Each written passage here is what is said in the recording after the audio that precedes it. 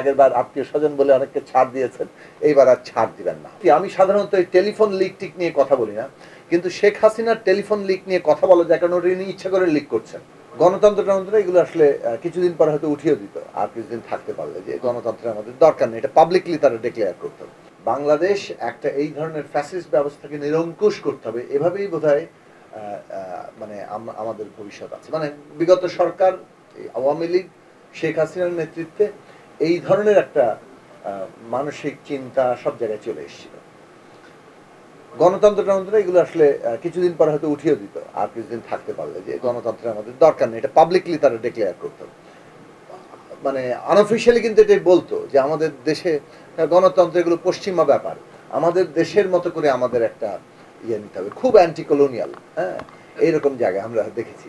আমি 34 বছর ধরে রাজনীতিক একজন একটানা সার্বক্ষণিক কর্মী বলতে পারেন, এবং ওই একটু আগে দাদা বললেন আমরা সবসময় বিরোধী দল ছিলাম, সরকারের সমালোচনাই করেছি, সেভাবেই আমাদের একটা পরিচিতিও তৈরি হয়েছে।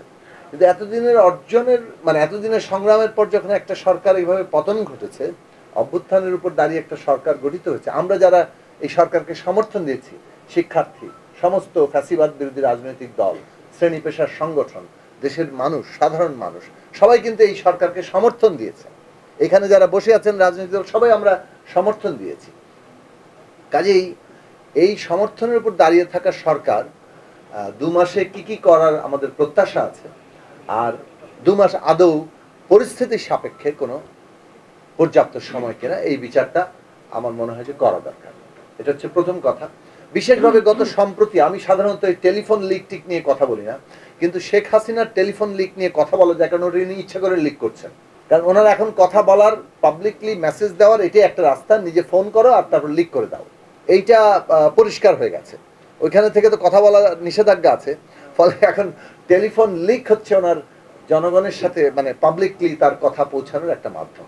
ফলে সেটা নিয়ে কথা বলা যায়। উনি ইচ্ছাকৃতভাবে তার টেলিফোন লিকের মাধ্যমে বক্তব্য দিচ্ছেন, এবং সর্বশেষ বক্তব্য দিলেন যে উনি হুমকি দিচ্ছেন সবার লিস্ট করো, এবং উনি আবার ক্ষমতায় আসলে সবাইকে যে দেখে নেবেন সেটার ব্যবস্থা উনি এবারে উনি নিশ্চিত যে এবার দেখে দিবেন। এর আগের বার আত্মীয় স্বজন বলে অনেককে ছাড় দিয়েছেন, এইবার আর ছাড় দিবেন না।